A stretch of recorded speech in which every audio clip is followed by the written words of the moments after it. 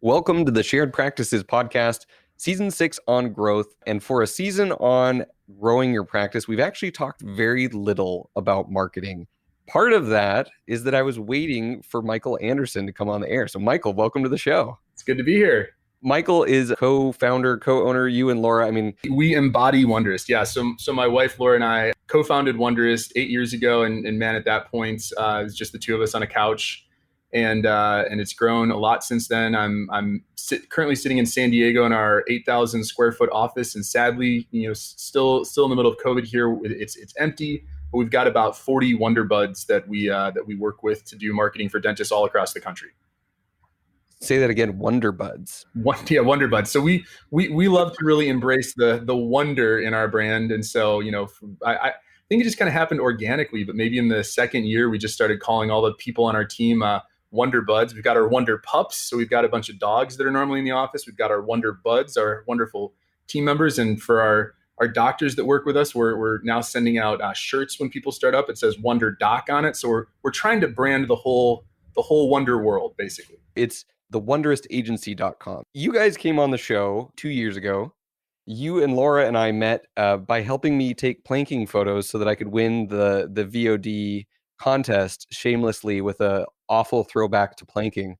And I was being very skeptical of some of the people on the booths, and you guys won me over very quickly because of your focus not only on marketing websites, but storytelling and capturing stories and embodying your practice and creating content for your practice. But I want to hear, and since then we've worked together in various capacities. I have friends that I've sent to you that have worked with you and have had phenomenal experiences, and I've even personal website for practice coming up here. I'm doing with you guys, and then Shared Practices, we're doing our website with you guys here.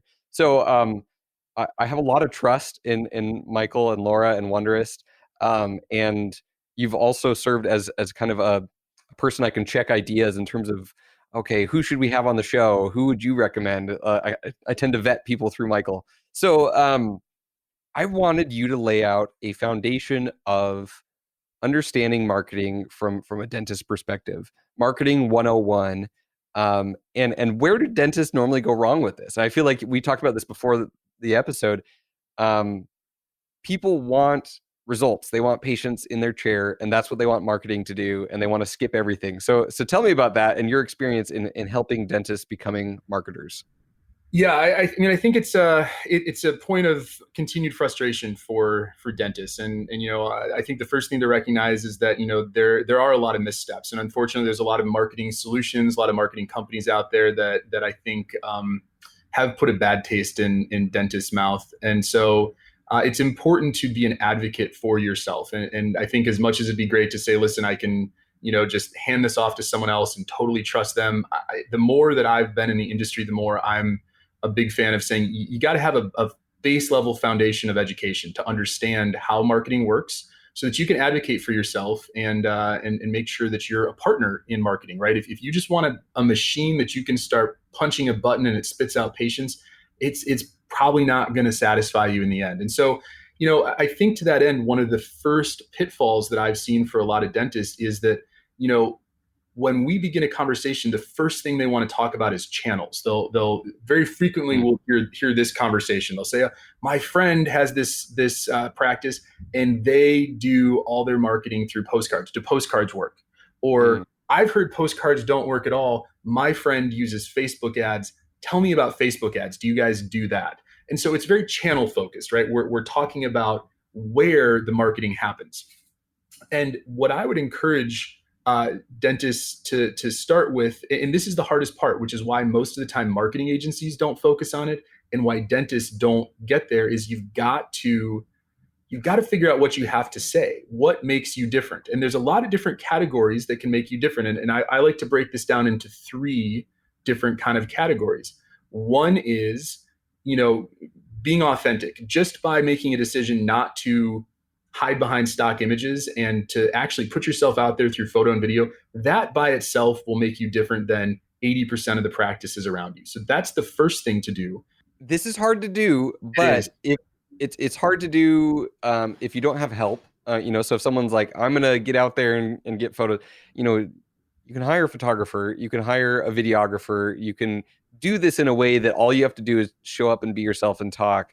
But a lot of dentists like don't want to do this step and acknowledge thing that like a lot of us don't look like Instagram influencers. And so there's an element of self-consciousness. Maybe there's a self-consciousness about the way we talk, or there's a self-consciousness about how we're going to be perceived by our potential patients. So we talked about in that episode, done is better than perfect, and that's helpful for perfectionist type dentists like myself, who like want everything to look perfect and feel perfect and sound perfect.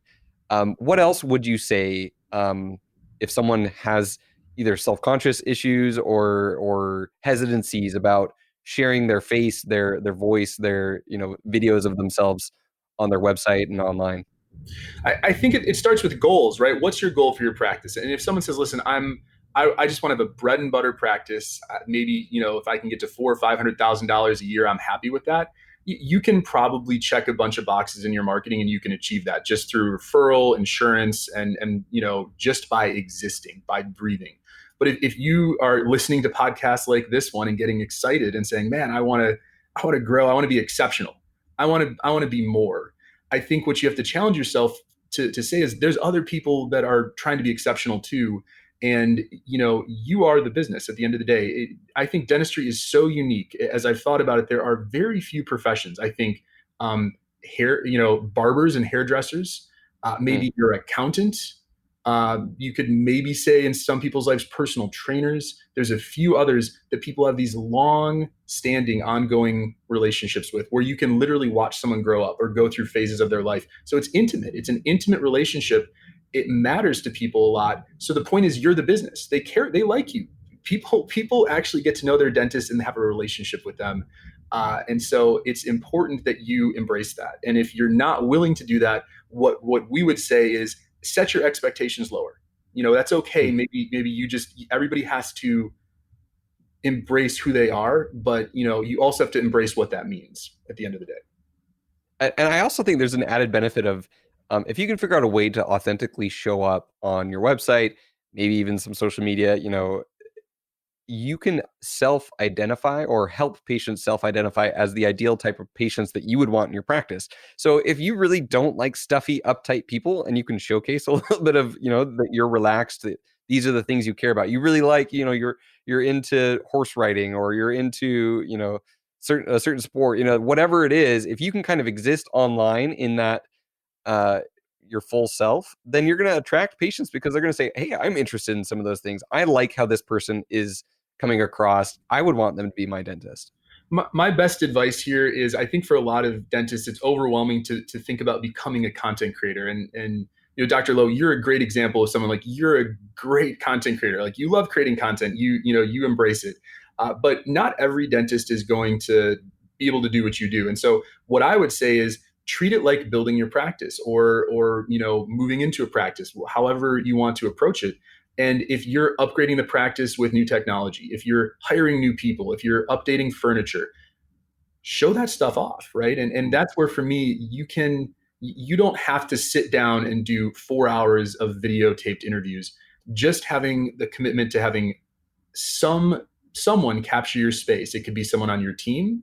It could be a professional. Wonderist does that. But at the end of the day, it's important that you make that commitment. In fact, we've gone so far as to just create guides. And if someone wants to email me, if they're listening, email me. We send these guides out, and it's a shot list of photos that you can take on your iPhone, right? That's the beautiful thing. There's no excuse anymore. We have these iPhones in our pockets. You can do this on your own. You don't need a professional agency or photographer. Absolutely. And I will say that even like as someone who likes to create content, audio content, I'm trying to move into video now. It is painful and difficult, and I'm learning and trial and error. Um, and I interviewed a dentist the other day who is a TikTok dentist, and he's doing TikTok dances, like legit, like he's got some moves. He can do it and sync it up. That's not my thing. I have my limits, and I will not dance on TikTok for patients. Like it's just not going to happen. But patients love it, and they're eating it up, and he's getting a ton of traction, a ton of following. So you don't have to do things the way that No, someone else has done it successfully to be successful at this.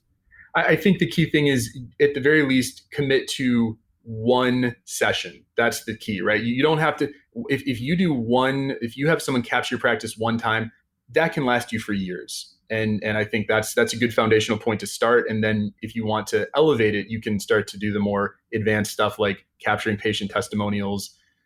Gosh, if TikTok dancing is your thing, yeah, I'm with you, Dr. Lowe. I'm not a dancer, but I love watching it. So yeah, Right. everybody's got to do what feels right for them.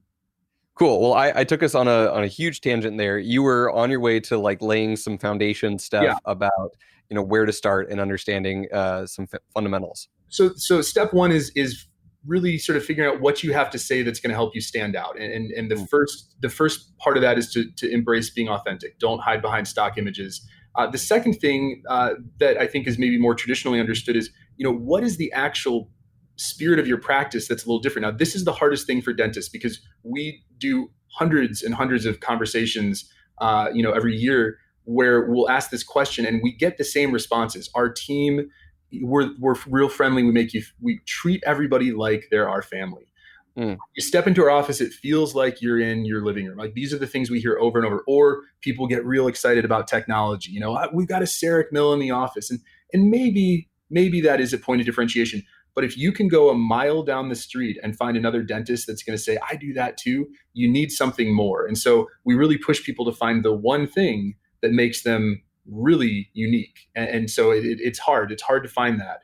And then the third thing that we're adding is, I think embracing virtual dentistry is huge because it's meeting people where they're at. So whether that's doing virtual consults, whether it's doing online scheduling, whether it's creating online resources, that's where the world is going. We're a 24/7 now economy, and convenience is king. And so I think for dentists that understand that and embrace it, you will find that point of differentiation much faster.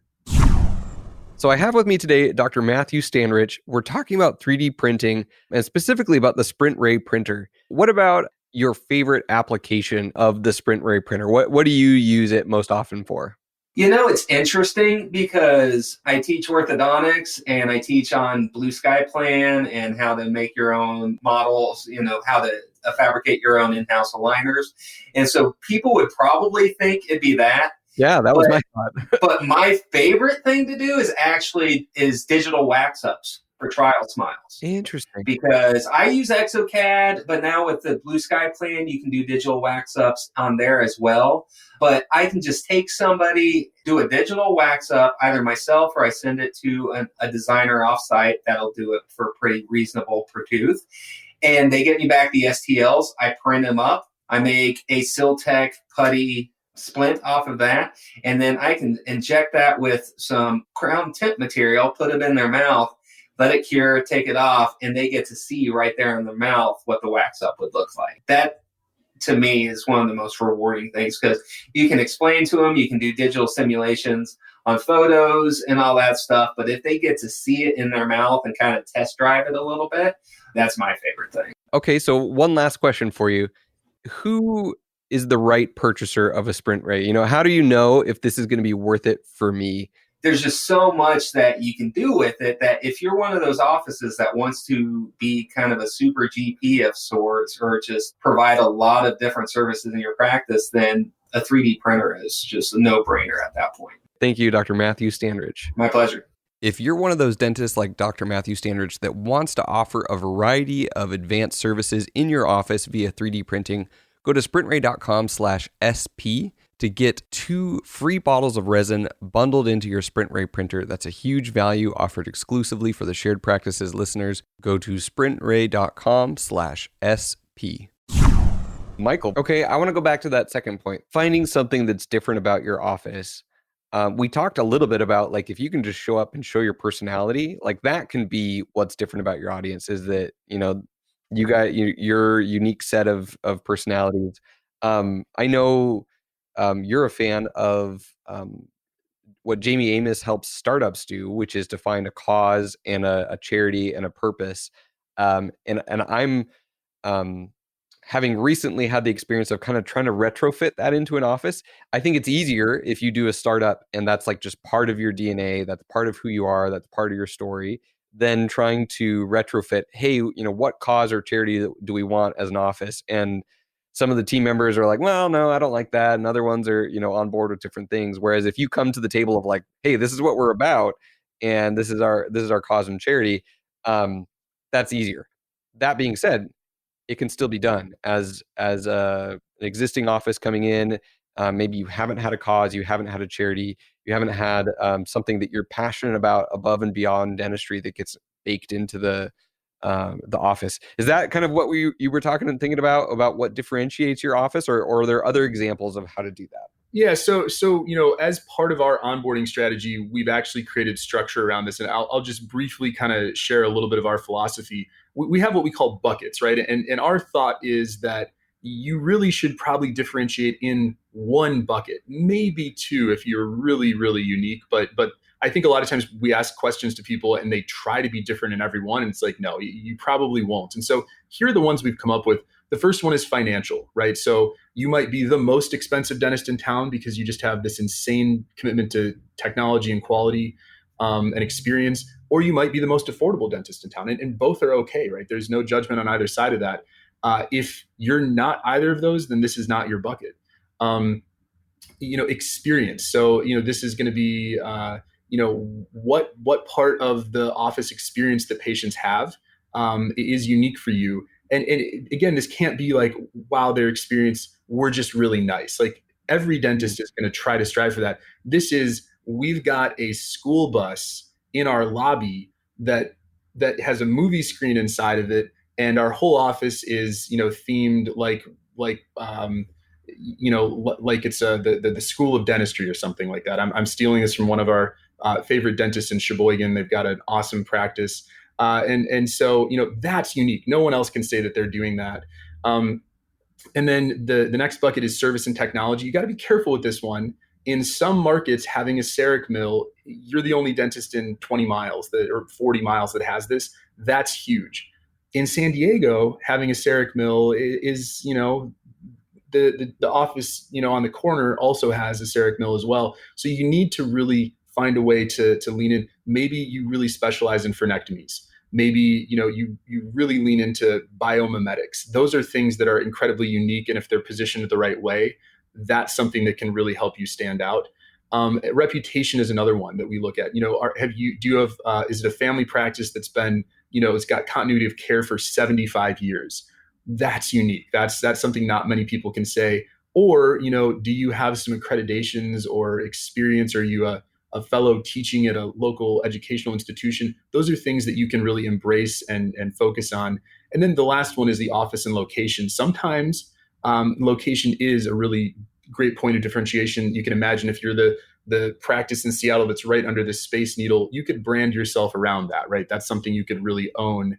So those, I think there are 5 buckets there. Those 5 buckets are ones that we walk our clients through, and we really try to find one that we can embrace and say, okay, this is what makes you different.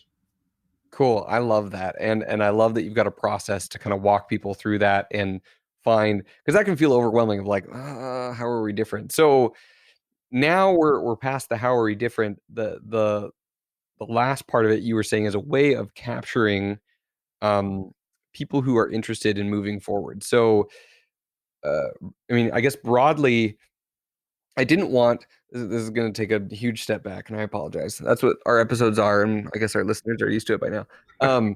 I didn't want to start with marketing because we started with our post-ownership topics. We started with case acceptance, because if you can't help a patient take care of their tooth, then why are you going to go pour a bunch of money onto marketing? They come in, they're not accepting treatment. Like it doesn't make a ton of sense. Then we did leadership and culture. If you don't have a great culture in your office where your team members want to be there, where they're passionate about what you're doing, where you're improving, yeah, you're not perfect, but you've got a good team, patients are going to sense that. Same thing. You don't want to pour a bunch into marketing if you're not working on these internal factors. It then seems like there's some layers of marketing of the central place or the landing place a lot of times for your marketing efforts is your website. And the things that we've talked about have then talked about, increasing trust and then getting patients to schedule. So there's all these channels that lead down to the website, and whether or not the website converts and gets people in the door would be a great place to start. And then you can start increasing the channels and figuring out which channels are most effective to send people to your website. But if your website isn't capturing those interested people that end up coming to your website, then you've got problems. And it doesn't make a ton of sense to go running down these channels if your website doesn't convert. Is that what you were talking about in terms of kind of the capture and the system and the way of patients scheduling, or am I off my rocker? No, I think that absolutely is correct. And if we had to kind of like map this out, if we created a funnel, right? I think increasingly dentists are aware of this idea of funnels, which is good. That's been a concept in marketing for a long time. Even if we go back to early radio, right? Radio, they're still creating a purchasing funnel. The top part of it is your message and how you're different. The middle part is, what is your channel? How do you talk to people? And I think the thing that comes before that is, what's your ideal patient or patients? You need to understand who you're speaking to, because that's going to help suggest where you should focus your marketing dollars and your time as far as the channels. And then I think your point is a good one. If you don't have the bottom part of this funnel correct, none of the rest of it's going to work. And so you've got to be able to capture them. And I think the first thing that I would say is that message, it comes all the way back down to the bottom, right? That's why the message is so important, because when you have your capture mechanism, your website, or again, it could be your mailer, it could be a social media post that ultimately has a lead form, right? They never go to your website. That's okay. That's fine. But what's important is that you have that point of differentiation, that thing that people need to pay attention to, that's there. Sometimes we call that a value proposition, right? And then that value proposition needs to have a call to action. I can't just say, come to our practice. We have the most amazing experience. There's a school bus in the lobby. Kids will feel at ease. And we also have a magic wand that literally delivers, a pain-free injection, so the numbing is not something that kids hate. If you don't have that communicated and then have a call to action, schedule online now, call our front desk to learn more. Then it doesn't work. Okay, so before it seemed like the main call of action, or the main call to action, was actually calling, because patients had no way to schedule. So some very basic things when looking at a dentist website 5-10 years ago would be, is your phone number above the fold? AKA, when you land on a website, is it easy to click a button to call, or is the phone number right up there? Because that's what you want people to do. Now we have another option of direct scheduling via services like LocalMed. Now, in my mind, those are the two things that critical junctions in the funnel are either calling your office or scheduling online. Talk to me about, do we know conversions on either of those, and which is harder to get patients to do, which is easier? And if that's a different type of patient who's going to call in versus the type of patient who's going to schedule online. Yeah, I think that's a great point. The way that we can interact with, the way that patients and dentists can interact is changing and evolving. And the first thing I'll say is, if you have a website right now, go to it. And the first thing you want to check is you want to look in your menu, right? Most menus are at the top of the screen. And as you scroll, that menu should stay fixed. We call that a sticky menu. And most importantly, the phone number should stay up there the whole time. And what's great about that is that means you have a next step action for people through your whole website. And that's really important. If you don't have that, you should contact your webmaster, your marketing agency, and you should request that. That is a best practice that makes a big difference. The other thing you should do, and a lot of people forget this, is 50% or more of traffic now comes from mobile phones, and it depends on your market. Some it's 80%, some it's 30%, but we'll say about 50% comes from mobile devices. Go look at your website on your mobile phone and scroll around and see if it's easy for people to make that call. And here's where it's a little different. Our best practice is that you have a easy button right by where your thumb is on your phone. So actually that menu all of a sudden floats down at the bottom of the screen, so someone's thumb can just tap it right now. It's okay if it's at the top. We build a lot of websites We have a client that's listening. They're like, that's not what my website looks like. It's okay to have it at the top too. You just want to make sure that it's easy to access, and you can do that on mobile. Now, you said something that I really like, which is, what about conversions? Can we track this? The next step is you have to make sure that you have call tracking on your website. And call tracking is really cool. I think a lot of people maybe have been exposed to it through like direct mail, something like that, where you're like, okay, I got 30 calls from the mailer I just sent out, right?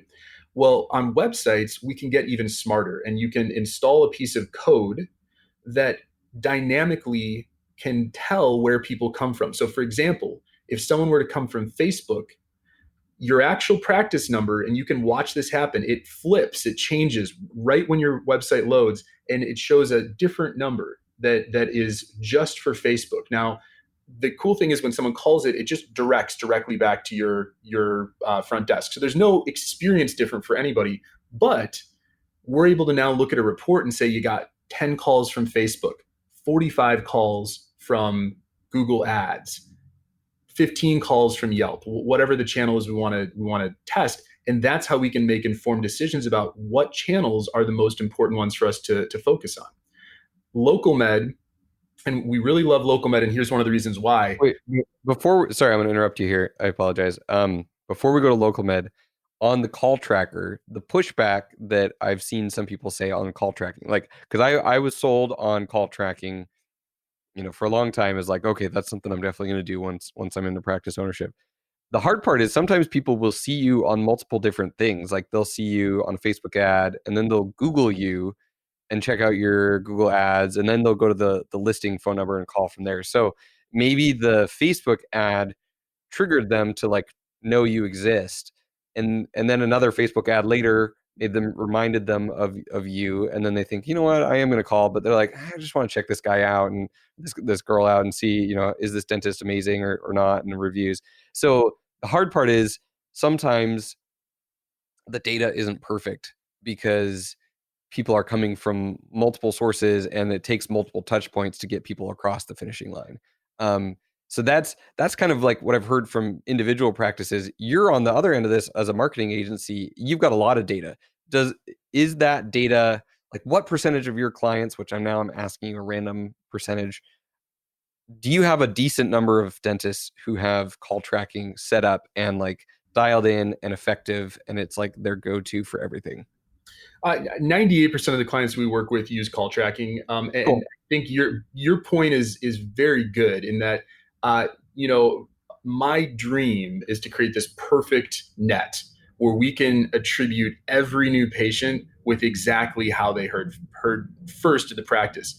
And it's not perfect. And that is why one of the other most important things that practices can do is they can train their front desk team to ask good questions when patients come in and record that data. In fact, I just had a great call earlier. One of our other great partners is Dental Intel, and they help us look at data. I know there's a lot of other good software out there to look at practice data as well, but it's important that you have some tool that lets you look at these practice numbers. And we were looking at some of our clients, and you can see how many of them leave that field blank. And that's a big lost opportunity for dentists. And they need to talk to their front desk team and say, listen, the reason we do this is in part so we can understand, is our marketing working? Where are we being productive? And maybe more importantly, where are we not seeing that good productivity? Because we want to make sure that we're spending our marketing dollars in the right spot. One other thing though about call tracking that's important to know: if someone sees an ad on Facebook and they come to your website and they get served that call tracking number for Facebook and they leave, and then they come back later and they re-enter the website through Google, they will still see the Facebook call tracking number. So that original touch point will follow them for at least a 30 to 60 day period. So you will get the original attribution point if they convert in a 60-day period. So, and that would have to be probably on the same device. So if they came in on their phone and then we're accessing that in the same browser on their phone, then it would continue to be that. And that would your website has to be set up to do that. So that's something you guys do, a best practice that you've implemented for your clients. Exactly. So none of these systems are perfect, but it gets us closer to better data. And I'm Cool. firmly of the belief that data informed marketing is better marketing, and it's going to be more efficient. But you're absolutely correct. There is no perfect loop. And at the end of the day, one of the most interesting conversations I like to have is, what's the best new patient? A referral every day of the week. Someone whose coworker, friend, or family member said, "This is my dentist. I trust him. I love him." Those patients convert quicker. They're higher production cases. They're going to last longer. They're going to reappoint better. They're better patients. That's the perfect situation. Here's the question you got to ask yourself, though. I'm looking for a dentist. I tell my coworkers I'm looking for a new dentist. And then I go to the dentist. I say, "Oh, I was referred to you by my friend." The thing that people forget about is I had 3 other friends that referred 3 other dentists to me as well. And I did my research. I went on their website. I looked at their social media. So I think a lot of times dentists will take that referral bucket and they slide it away from marketing agencies. Like, "Oh, you guys had nothing to do with this." And my point would be, if you go back to the first thing we talked about, how do you differentiate? How do you be authentic? And you do that well, you're going to improve your ability to get more referrals. I love it. Okay, cool. So I have with me today Dr. Matthew Standrich. We're talking about 3D printing and specifically about the Sprint Ray printer. What about your favorite application of the Sprint Ray printer? What do you use it most often for? It's interesting because I teach orthodontics and I teach on Blue Sky Plan and how to make your own models, how to fabricate your own in-house aligners. And so people would probably think it'd be that. Yeah, that was my thought. But my favorite thing to do is digital wax ups for trial smiles. Interesting. Because I use ExoCAD, but now with the Blue Sky Plan, you can do digital wax ups on there as well. But I can just take somebody, do a digital wax up, either myself or I send it to a designer offsite that'll do it for pretty reasonable per tooth.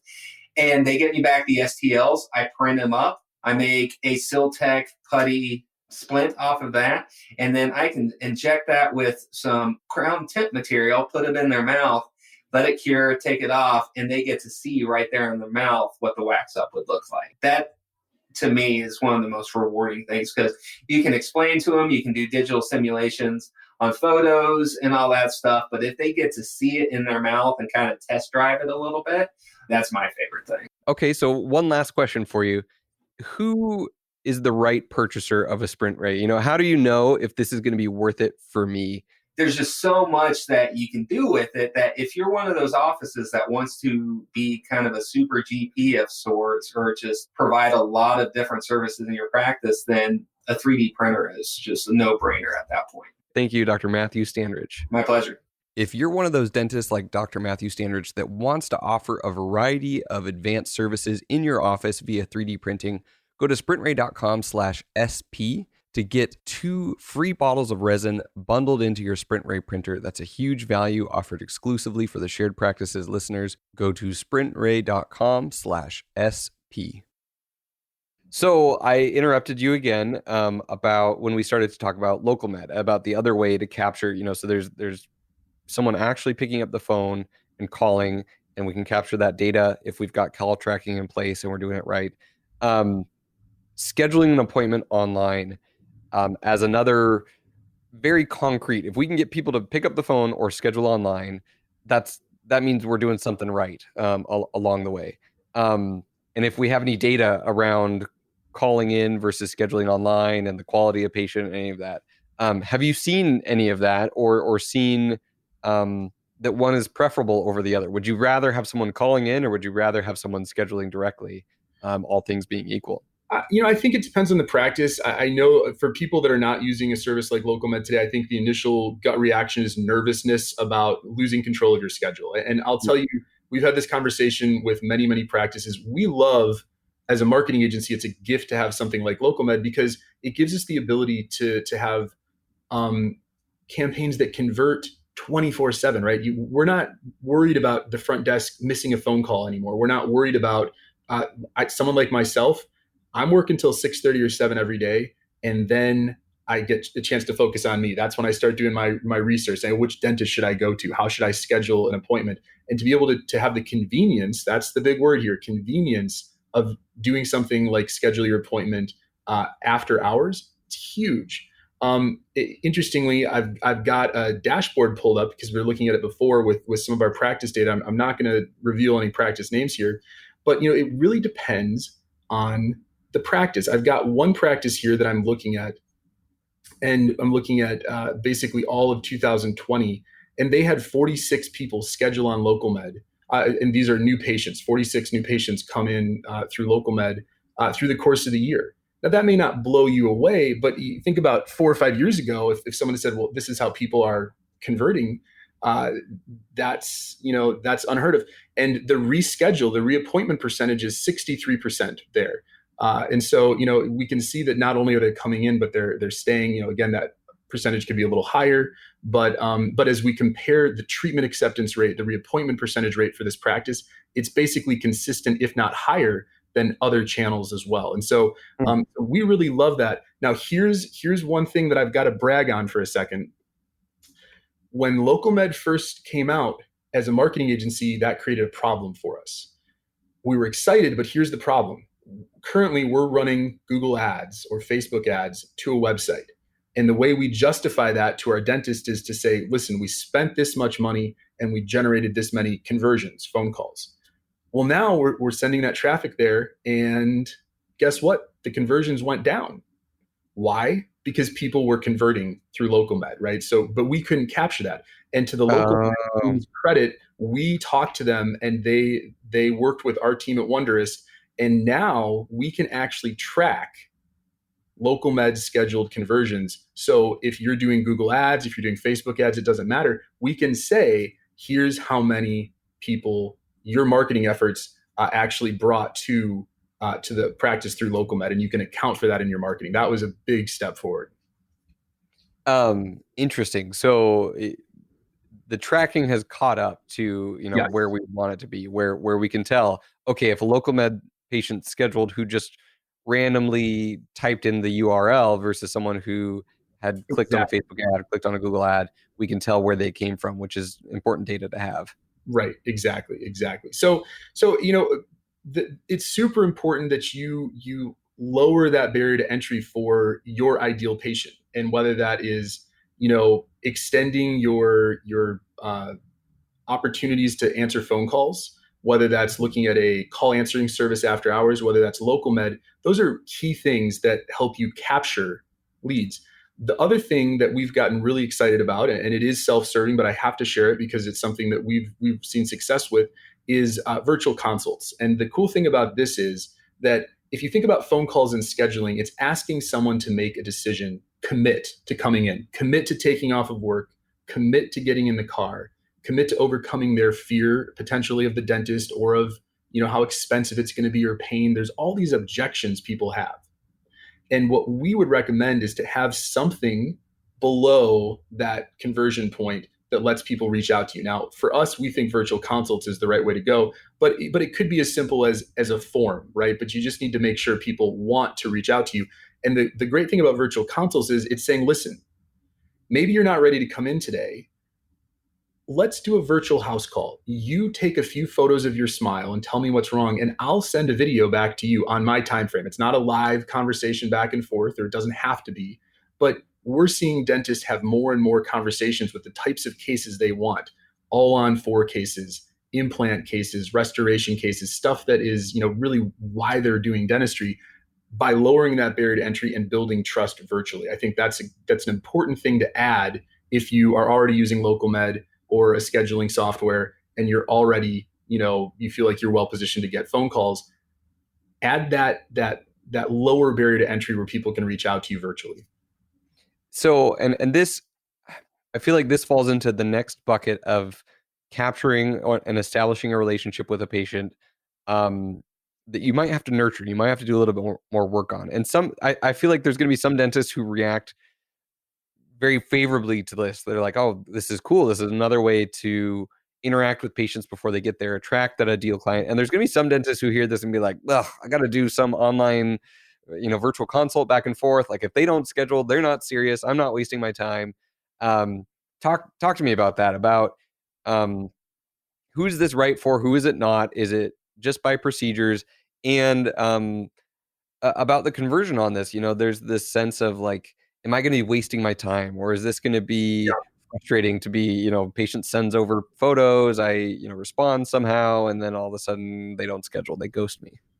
Yeah, it's not for everybody. That's the first thing that I would say. And one of the great things about this, in addition to Wonderist, we really got this idea of virtual consults from our clients. They brought it to us and said, hey, how do we do this?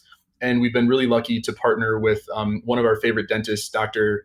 Brian Packard, who I believe a little bit. So he's actually come in as a partner to your virtual consult, which is the software that we've built. And what we've found is that, there are certainly dentists out there that are going to say, this is not for me. What I would say back is, A, that means that you have a really good pipeline of the cases that you want, or B, if you're sitting there saying, I just learned how to place implants, I'm Hybridge trained, I want to do more all-on-4 cases, but you can't take 5 minutes out of your day to respond to someone who just raised their hand and said, I'm interested in the case, then you don't want to do those cases that badly, do you? And so at a certain point, it goes back to being different, right? What's your goal for the practice? Do you want to be exceptional? If you want to be exceptional, you need to put in that extra effort. If you want to do more cases that are the exciting cases that are life-changing that you've trained for, you got to put in a little more effort. I would love to say that as a marketing agency, we just have a mouthful of teeth with a credit card pre-approved for $40,000 show up at dentist's office. That's not how it works, right? Mm-hmm. People are nervous. This is a big commitment. It's a big step. Starting that conversation online, here's the point of difference. I'm a patient. I'm unhappy with my smile. I have dentures, and I'm interested in a permanent denture solution. I call one office. I get their front desk. I say, hey, can you talk to me about cost? They shut that down and say, you've got to come in. I call another office. I get the voicemail. And then I'm doing research. I go to this third office, your office, and it says, let's start the conversation virtually. Take a couple of photos and I'll take 5 minutes to respond with a video. And it's the doctor, the dentist is doing that. Which of those three offices do you think the patient's going to go in for their first exam? And also, as far as saving time for doctors, if you're like, well, I don't want to waste time, you're still going to have patients that come in. And I know everybody gets frustrated with the tire kickers. You sit down, it's 45 minutes, you just nailed the case presentation, and then you talk about how much it's going to cost. Oh my gosh, I had no idea. Wouldn't you rather have a 5-minute video where you kind of touch base with them on that, and now they don't waste that 45 minutes in your office anymore? That's what we're trying to do. We're trying to create a funnel where we can get people interested, and you have an efficient 2021 style technology that's going to let you efficiently sort through the leads, talk to the ones that are good, and not waste time on the ones that are not. Tell me about how much of this is automated versus custom in terms of the response videos and the patient experience. And is the patient going to get annoyed if you don't send a video back or a response back that night? How do you make this work? Automation is a key part of this, right? Because I think someone could say, well, I could just do this on my phone, right? They could text me, I could send a video back, and we won't get into the HIPAA compliance part of that right now. But what we found is it's about creating a system that is repeatable. So, certain dentists will naturally understand how to record and present a case virtually. What we've done is we've created a wizard that step by step walks you through the process. First of all, it talks about a treatment plan. We have case treatment templates. You just pick one of them, all on 4, boom, and it's got a pre-written case plan. You can edit it, you can delete it, you can write your own. Next step, let's look at some before and afters. You should have a before and after gallery. If you're going to present these cases, show someone what you can do, brag a little, make them feel more confident. That's a huge part of case presentation. We all know that. Do it virtually. The next piece is record that video. You can either record it and we provide a step-by-step, this is kind of how you do it. Or if you want to be more efficient, you could record one more general video response and upload it. So that way you don't have to re-record something every time. We support that functionality too. And then the best part is once you send this out, we do all the follow-up for you. So if someone gets this and they're like, I'm interested, they get a text message 3 days later saying, hey, you haven't called the office yet. Let's schedule that follow-up appointment. And that's where most dentists and their teams fall off. they don't have the capacity to get a lead who doesn't schedule and nurture them. And that's where marketing gets really exciting. Whether it's virtual consults, whether it's Google Ads, Facebook, it doesn't matter what the channel is. You need to have a system to nurture leads so that when someone raises their hand and says, I'm interested, you don't just let them fall away. And you end up, maybe it's 30 days later, maybe it's 6 months later, that lead comes into your office and becomes a patient of record. Okay, cool. I love that. I love that we can do some of it automated. It's got a workflow to it, and then that follow-up all gets taken care of. Um, I I feel like we've addressed a lot of like the capture side of things on this. We might need a whole separate episode to talk about now some of these channels of and talk about SEO versus, organic versus paid, and social versus paid social. The one last area of capture, and I apologize because I'm going to blindside you with this, is these chat bots of bots on your website versus on a social media platform. So I just had a dentist on the show who has had a lot of success with a guy who set up um, some sophisticated chat bots in his Facebook chat. So rather than sending them to the website, the bot is chatting on Facebook in Messenger, capturing a lot of information, and then his team comes in and they've got these leads and they've got a ton of data on this person, on their availability, on insurance, on what they're looking for. And it was a person after hours chatting. And I know you guys have set things up like that on websites, on the front of websites. Talk about that idea generally, and then maybe some lessons you've learned from specific applications of that. Yeah, I think the starting point here is the absolute importance of convenience and meeting patients where they're at.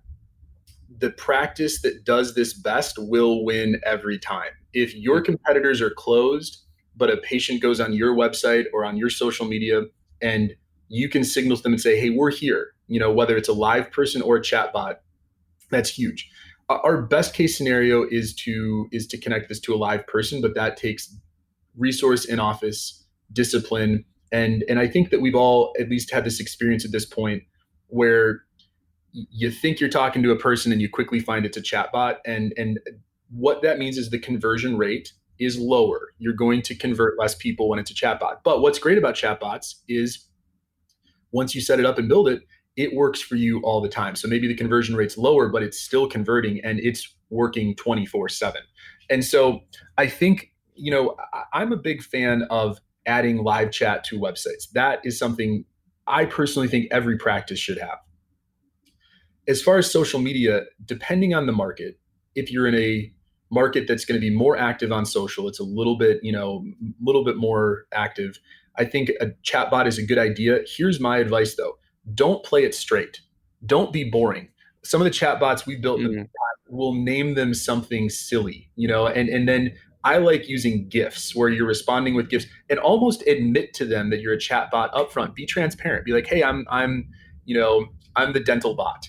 And if you pair that with a funny GIF, I think people are like, okay, where's this going to go? I want to test it and see what happens. And that's where you can actually see success. That's what we like to do. That's our recipe. But here is the number one thing. I love what you had to say, Dr. Lowe. We were talking about you got to be different, and then there's all these channels, but you jumped right to the end and said, guys, if you don't have a capture mechanism in place, none of this matters. The same thing is true for chatbots. What I find most offices struggle the most with is they start to get people chatting with them, but they have no system in place to follow up. They don't know what to do because a lot of times these people are what we call at the top of the funnel. They're not ready to make a decision yet. And most offices are trained to say, do you want to dance or not? Do you want to schedule an appointment or not? And these people are like, I'm just shopping around. I'm just asking questions. So you've got to have a system to follow up with them, to nurture them, right? We're back to that idea of nurturing. And that's where chatbots, I think a lot of people hear on a podcast like this, like, oh, chatbots, that's going to work. They set them up. And then 3 months later, they're like, that didn't work for me. It's probably because you didn't know what to do with the people that came in and you didn't have a system on your team to nurture them. Well, and it's the conversion within the bot, of how engaging is this little, fake person. Okay, we've admitted up front, I'm not real, but it's going to be useful. So how useful is it? And does it actually look and feel the way that we want it to? Is it entertaining? All of those things. But then what's the end point? What are we doing with that? What's the lead? What's the output?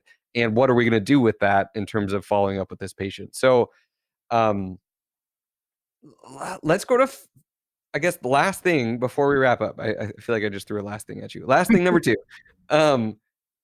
How would you recommend dentists go about following up? Like, I think from a world of starting shared practices, one thing I wanted that anytime that someone was listening to our podcast, if we mentioned a resource or a guide, they ended up on our email list if they downloaded that guide for free. Because I wanted a way to be able to communicate with people in the future if we had something else that might be of value to them.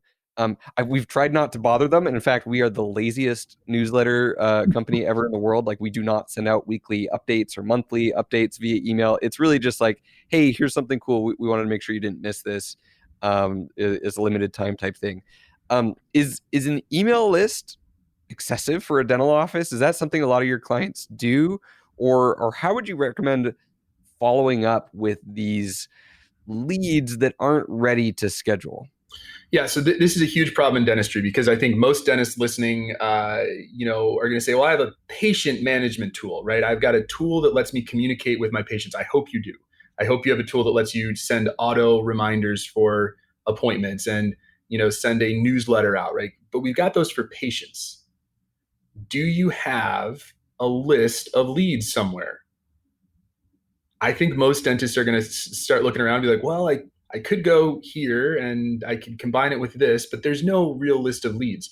And so I think that this is a big opportunity in dentistry. And the answer is you need software to support this. It's going to be really hard for you to generate your own, Excel list and then remember to go and call all these people. That's too much. You need a software. Our team has been hard at work, and you're setting me up perfectly for this. So I'll take the opportunity. We built a software that we're about to release in this first quarter that solves this exact problem. And I know you and I have not talked ahead of time, so it sounds like this is good. I'm a little soft pitch for you here. You're welcome. But the point is whether it's a software that we've built or whether it's something like Mailchimp. Or there's other tools out there like Infusionsoft and HubSpot, all these tools. You need something. Here's the big thing I would say. What's way more exciting than emails are text messages. And also another thing, and this is where I think your other colleague that was focusing on the Facebook chatbots, if you can get someone to start to have a conversation with you on Facebook, you can follow up with them forever and always after that. So for me, email is important. Have an email list. And a lot of times dentists, I think, are afraid to use it. Don't be. If you send out something monthly, that's fine. If it's good content, people will read it. But text message and email, or text message and messaging, are, I think, where the industry is going to go. And that's where we see significantly more conversion. If we want to relate this to something that we're all familiar with, if anyone's doing review generation, they're using a tool to generate more reviews. We remember that it started by emailing people. Now all those conversions are coming by texting people, right? Because I don't know, your open rate on an email might be 20%. Your open rate on a text message is like 99.9%. So that's where you want to be. I love that. And I was going to bring up the fact that like email lists are kind of the most basic form of a CRM, which is yes. For people who are not familiar, I had to look it up while you were talking. It is a customer relationship management solution. So big companies have these for conversion. So they find a lead and they have a relationship with people, and they're like, okay, especially like corporate clients, they're trying to bring in other businesses, and so they'll manage this relationship and they'll take notes, just like we take notes on patients, and we've got our internal software. Just like you were saying, having that CRM on the outside might be overkill if you talk about a traditional CRM, but it sounds like you're building a custom to the dental industry type CRM that incorporates these different factors, including text and messenger and other stuff like that. So it's so cool. I mean, at the end of the day, and I know I'm giving you a little sneak peek here, what it does is it lets you create funnels, and it creates these automations where if you were to have someone and think about this is such a cool idea. let's say that you're a dentist and you want to do more all-on-4 cases. Well, if you can work with a marketing team and you can record a 15-minute webinar, and you're not going to, you don't want to drone on. It's just, hey, we've got these denture alternative solutions. Here's who it really can help, and this is what we do. On your website, you can basically say, watch Doc's 15-minute webinar. This changes people's lives. You get someone to sign up to watch that webinar, and boom, they're in a funnel. And now at this point, they get a text message that is from the doctor. It's like, hey, so glad to see that you signed up. I'd love to schedule some in-person time. They get an email that follows up with testimonials. Your office gets an automated phone call from the software that says, you just got to press 1 to call them and schedule. And then at that point, every week thereafter, they get a testimonial. They get the doctor reaching out with more information. They get, if you want, a special offer. And all of that stuff happens without you lifting a finger. That is a powerful way to market. That's awesome. That's exciting. And like you said, we weren't meaning to sneak peek this, but in your excitement for this came through. I'm excited, and I will definitely be partaking as much as I can in all of this. So we've hit a lot. There's a lot left to hit. We're gonna have to do a second episode at some point. What would be the main topics that we would hit on another episode? If we were to talk about channels, we were talking about organic reach versus paid reach, and how to decide on allocating money between all of these channels, because that's where the rubber hits the road for a lot of dentists. Is they didn't want this episode. They just want, hey, how much money do I spend here, and here to get patients in the door is what they want. So how do we frame that conversation in the next episode? I think what for me is most helpful is if we go back to this idea that you need to be your own advocate. One of the hardest things for dentists when it comes to planning their marketing is understanding the difference between a company that's going to say, listen, oh, we do SEO, it's $200. And then another company says, well, we do SEO, it's $1,000. And you're sitting there saying, well, what's the difference? I don't understand. And I think that there's a couple simple points that we can touch on for each channel that really empower dentists to go back to those conversations with good questions and say, okay, which one are you? Are you someone, for example, for SEO, are you focused on creating unique content and your strategy is content-based, or are you more backlink focused? And which strategy is more appropriate for your market, and what's a good starting point? So for me, just having a foundational knowledge that lets you go and actually ask questions to make good decisions about finding the right marketing partners is I think the thing that is oftentimes missing for dentists when we talk to them and they're just frustrated. They're like, I don't know who to trust because I don't really know how this works. Totally. Okay, cool. That'll be a fantastic conversation to have. And some other things that came to mind was I would love to explore mistakes that people make, the most common marketing mistakes. I don't know if we could do that with some of these different channels. And then lastly, is that going to be a 4-hour episode or? Right. Yeah, I would love the train wrecks. Yeah, we can scrub out the names, HIPAA compliant. Yeah. But those are fun. And then another one would be specific case studies of someone who has taken all of this and said, okay, I know who my ideal client is for my office, that my ideal patient is, and how is that going to utilize all these channels differently than the next person. And I would love to do a couple of those for different clients of yours. And maybe that's 2 more episodes. So I'm sorry. Are you willing to do that? If you'll have us back, we'll be there with bells on. Cool. Well, awesome. If anyone is interested in working with you guys, what's the easiest way for them to get a hold of you and get started on that process? Yeah, I'd encourage you guys to go to wonderistagency.com, not the Wonderist. So we learned that today. So wonderistagency.com. If you're interested in virtual consult, go to yourvirtualconsult.com. And on wonderistagency.com, you can schedule time with Forrest. He's way more fun to talk to than Laura I am. And on your virtual consult, you'll be able to schedule time to talk to John. And then if anyone has questions for me personally, you can email me at michael.anderson@wonderistagency.com. Awesome. That was a blast of an episode. Thank you for coming on. And this is long overdue, and there's more to come. So thank you with Michael Anderson for coming on the show. Thanks for having me. Awesome. We'll talk to you guys next time on the Shared Practices podcast.